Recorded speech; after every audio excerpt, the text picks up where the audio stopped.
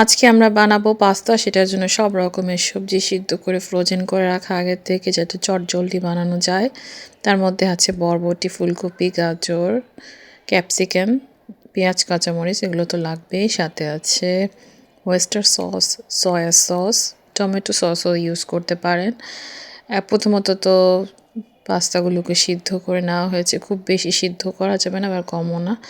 তারপর হচ্ছে এটা তেলের মধ্যে ডিম ছেড়ে দেওয়া হলো। ডিমটাকে সুন্দর করে আগে ভেজে নিতে হবে, একদম কুচি কুচি করে যেটা হয় সেটা করে নিচ্ছি আমরা। তারপর দেওয়া হবে হচ্ছে পেঁয়াজ। পেঁয়াজটাকে প্রথমে একটু ভাজতে হবে। পেঁয়াজ আর ডিম একসাথে ভেজে যখন এটা একটু লাল লাল হয়ে আসবে, তখন এর মধ্যে আমরা দিয়ে দিব কিছু কাঁচামরিচ। স্বাদ মতো দিবেন, যতটুকু যে ঝাল পছন্দ করেন। একদম ঘরোয়াভাবে পুরো দেখাচ্ছি। তারপরে হচ্ছে পর্যায়ক্রমে বরবটি দেওয়া হচ্ছে এখানে। এটা কিন্তু কালো বরবটি, কালো মানে হচ্ছে লালটা যেটা, ওটা সিদ্ধর পর এরকম হয়ে গিয়েছে।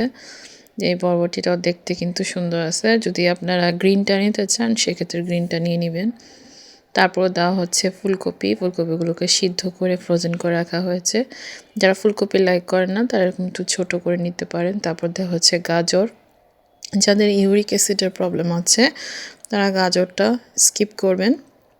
ইউরিক অ্যাসিড যাদের প্রবলেম থাকে, তাদের ফুলকপিও খাওয়া নিষেধ থাকে, সেক্ষেত্রে আপনারাও অন্য কোনো সবজি ইউজ করবেন। এই পর্যায়ে কিন্তু আমরা একটু তেল অ্যাড করে নিয়েছি। তেলটা হচ্ছে হাতে রেখে রেখেও দিতে পারেন। এখন সবগুলো সবজিকে ভালো করে ভেজে নেওয়া হচ্ছে, যদিও বা কিছুটা সিদ্ধ করে নেওয়া।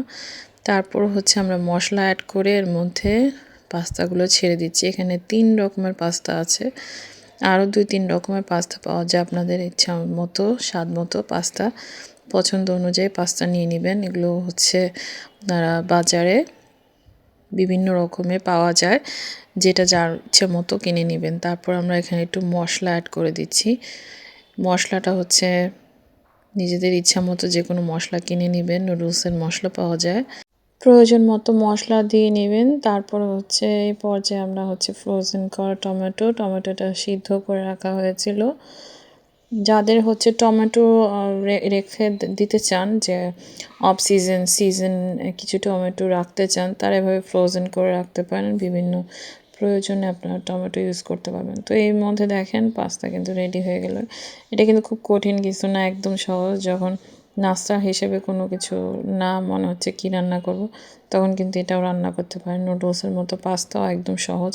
আর 2-3 রকমের পাস্তা দিয়ে খেতে এটা আলাদা মজা লাগে। একরকম তো একই রকম, 2-3 রকম আরও বেশি মজা লাগে। তো এভাবে বানিয়ে নেবেন, আশা করি ভাল লাগবে।